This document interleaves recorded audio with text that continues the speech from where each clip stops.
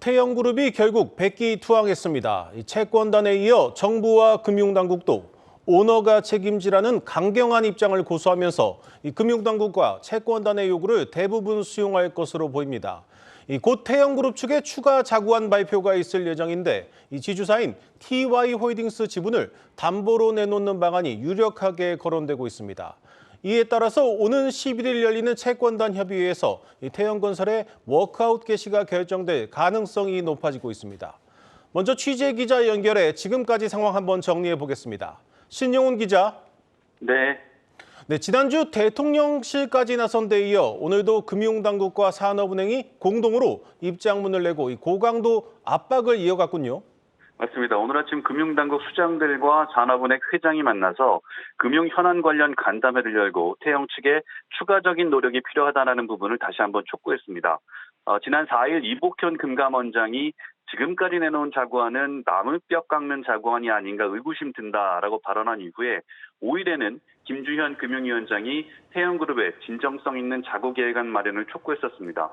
그리고 어제는 대통령실까지 나서서 자구 노력이 없으면 워크아웃도 없다라고 압박을 했는데요.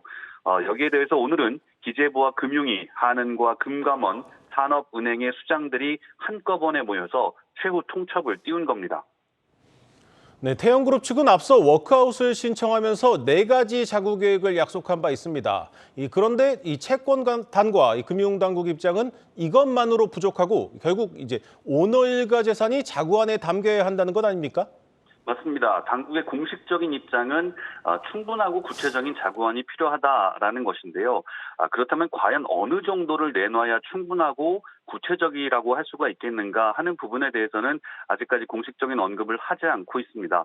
다만 그간 각 금융당국 수장들의 인터뷰와 발표 내용 등을 종합해보면 일단 오너 일가의 사재 출연이 있어야 하겠고요. 또 대주주 지분을 담보로 하는 그런 방안도 필요해 보입니다.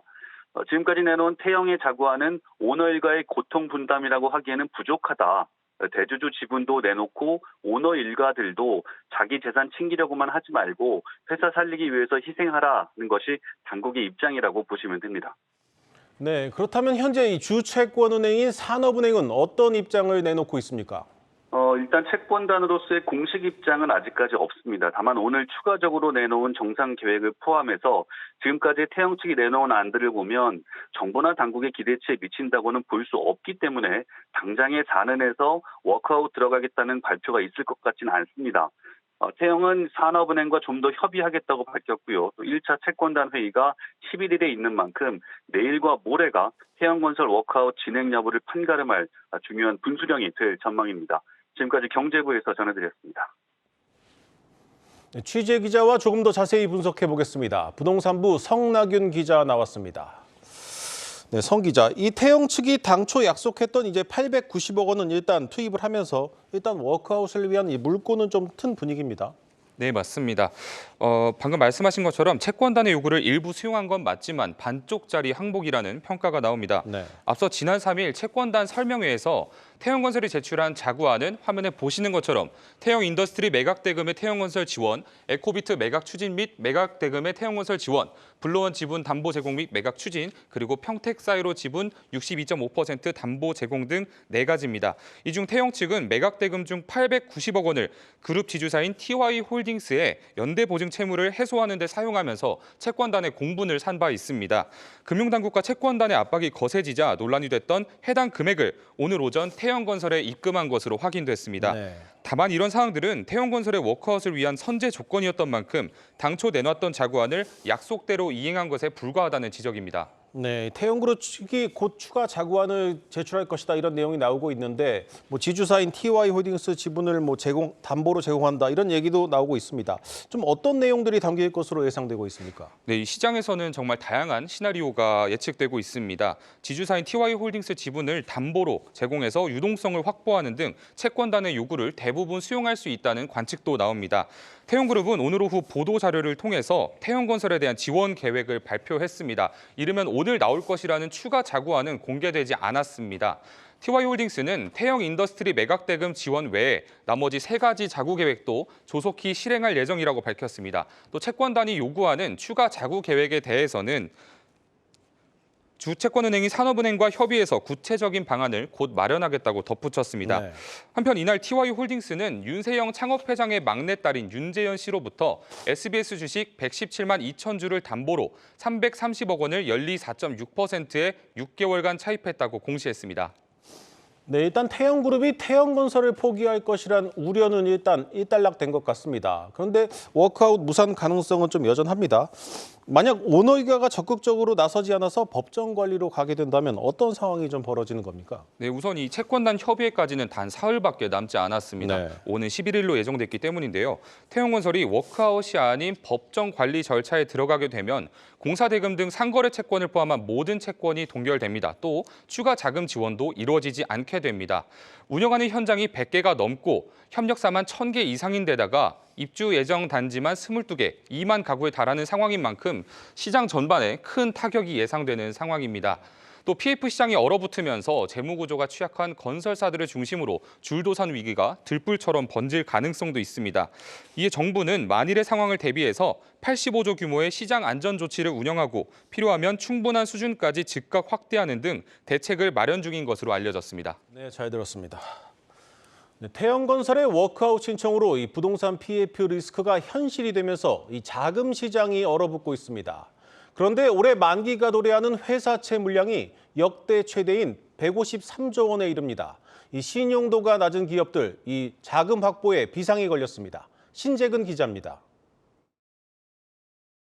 태영건설 유동성 위기에 따른 투자자들의 우려는 채권 시장에서 고스란히 드러나고 있습니다. 채권의 신용 위험도를 나타내는 신용 스프레드를 보면 AAA처럼 신용도가 높은 초우량 채권의 신용 스프레드는 하락한 반면 A등급 채권의 스프레드는 오히려 확대됐습니다. 그만큼 신용도가 높은 우량 채권에만 투자자들이 몰렸다는 뜻입니다. 실제 최근 진행된 회사채 수요 예측에선 한화 에어로스페이스와 LG U+처럼 AA 이상 우량 기업들만 흥행을 거뒀습니다. 반면 신용등급이 낮거나 부동산 PF 위기에 취약한 업종으로 분류되는 건설채는 투자에 각별한 주의가 필요하다는 설명입니다. 시장 참가자들은 도급사업 비중이 높은 태영건설과 롯데건설, HDC 현대산업개발 등을 투자에 유의할 채권으로 꼽고 있습니다.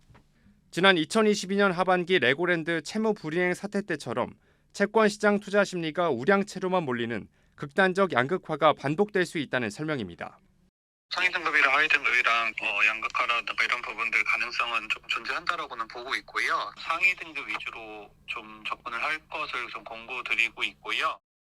올해 대규모 한전채 만기가 예정된 점도 양극화 가능성을 더욱 높이고 있다는 지적입니다. 지난해 35조 원대였던 한전채 만기 규모는 올해 56조 원으로 급증할 것으로 예상됩니다. 한전이 재무 구조를 개선하지 못하면 또다시 대규모 채권을 발행하고 시중 자금을 빨아들일 수 있다는 것입니다.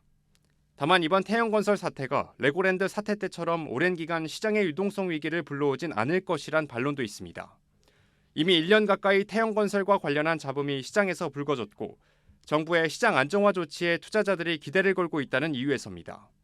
부동산 PF 위기가 다른 건설사로 확산하지 않으면 채권 시장이 조만간 안정을 찾을 것이란 시각도 있습니다.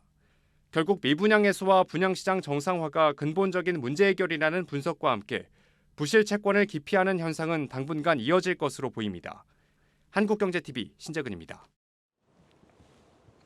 공정거래위원회가 KB와 신한, 하나, 우리 등 4대 시중은행이 주택담보대출 거래 조건을 담합했다고 보고 제재 절차에 착수했습니다. 이 대출에 필요한 세부 정보들을 공유해 고객들이 유리한 조건으로 대출을 받지 못하도록 담합한 혐의를 받고 있습니다. 이 혐의가 인정될 경우 수천억 원대의 과징금이 부과될 전망입니다. 전민정 기자입니다. KB국민, 신한, 하나, 우리 등 4대 시중은행이 담합 의혹에 휩싸였습니다. 공정거래위원회가 주택담보대출 등의 거래 조건을 담합한 혐의로 이들 은행에 검찰에 공소장 격인 심사보고서를 발송한 겁니다.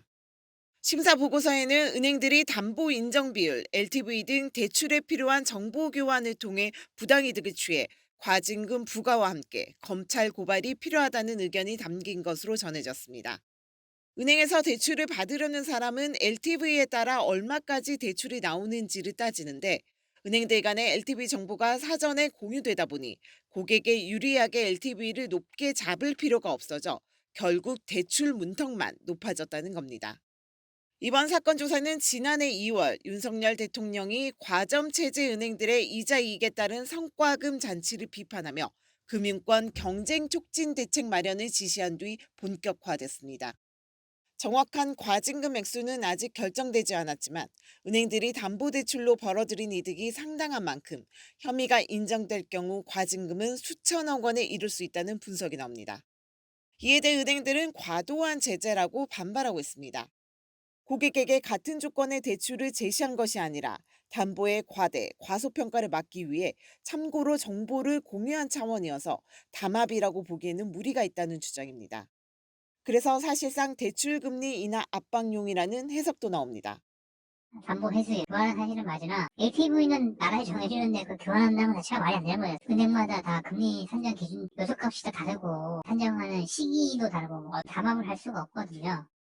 2조 원이 넘는 상생금융 비용 부담과 부동산 PF 지급 보증 리스크로 이미 4대 은행들의 실적과 주가엔 빨간불이 켜진 상황. 여기에 이자 장사, 돈잔치를 명분으로 한 대출 담합 의혹 압박까지 더해지며 은행권의 기업 가치는 추가적인 타격이 불가피할 것이란 우려가 커지고 있습니다. 한국경제TV 전문정입니다.